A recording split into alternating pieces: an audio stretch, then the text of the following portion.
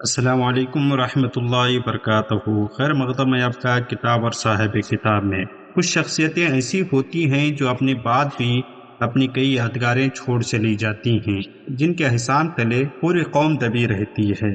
حضرت سید سلیمان اشرف بہاری علیہ رحمت رضوان ایسی ہی شخصیتوں میں سے ایک ہیں۔ سید سلیمان اشرف علیہ رحمت رضوان کی ذات مبارکہ میں علم و عمل، زہد و تقویٰ اور عقل و عشق کا حسین سنگم تھا۔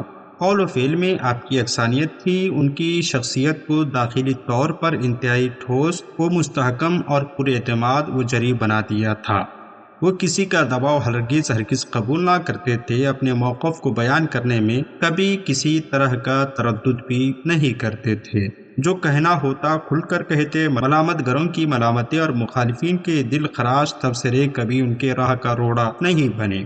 حضرت سید سلیمان اشرف علیہ رحمت رضوان کی شخصیت کو سمجھنے کے لیے آج ہمارے ہاتھوں میں سید سلیمان اشرف احوال و آثار ہے۔ یقیناً یہ کتاب سید سلیمان اشرف علیہ رحمت رضوان کو سمجھنے کے لیے اور ان کی شخصیت شناسی اور احسان شناسی کے لیے ایک نمونہ عمل ضرور ہے۔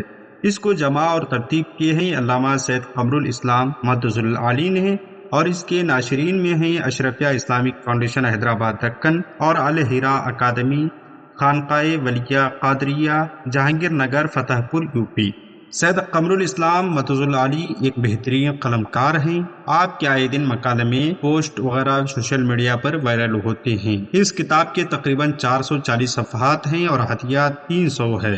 اس کی اشاعت اول 2017 میں فی تھی، وہی اشاعت ہمارے ہاتھوں میں ہے، اور اس کو اپنے اہتمام سے حضرت بشارت علی صدیقی صاحب نے شائع کیا ہے۔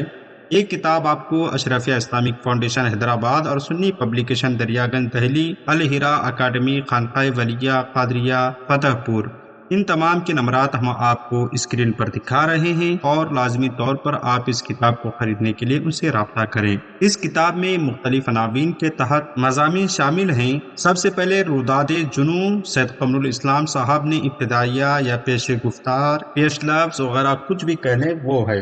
اس کے بعد پھر پیغامات و تاثرات صفحہ نمبر 17 سے 34 تک ہیں، جس میں اہل قلم کے تاثرات اور پیغامات شامل ہیں، اور قند مقرر کے عنوان سے 35 سے 43 صفحات تک حضرت علامہ سید سلیمان اشرف علیہ رحمت رضوان کی تحریروں سے مختلف اقتباسات پیش کیے گئے ہیں۔ صفحہ نمبر 44 سے 82 تک شخص و عکس کے تحت مختلف مضامین اس میں شامل ہیں۔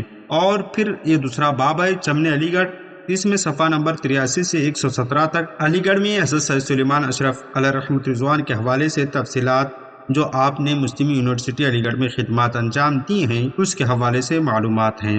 بازیافت میں 9 دریافت خطوط شامل کیے گئے ہیں جو صفحہ نمبر 118 سے 136 تک ہے۔ اس کے بعد آئینہ ایام کے تحت ایک عنوان قائم کیا گیا جس میں صفحہ نمبر 137 سے 197 تک مختلف مضامین اور مناظرے وغیرہ کی روداد شامل ہے۔ اس کے بعد پھر تنقید و تجزیہ ہے جس میں بھی مختلف مضامین شامل ہیں۔ پھر بازگشت کے عنوان سے حضرت سید سلیمان اشرف علیہ رحمت رضوان سے متعلق شائع شدہ بکھری ہوئی اہم تحریروں کی اشاعت نو کی گئی ہے۔ اس کے بعد زاویہ نظر ہے جو صفحہ نمبر 379 سے 419 تک پھیلے ہوئے ہیں، جس میں آپ کو پاکستان اور دیگر سلیمان شناسی اشاریہ وغیرہ شامل ہے۔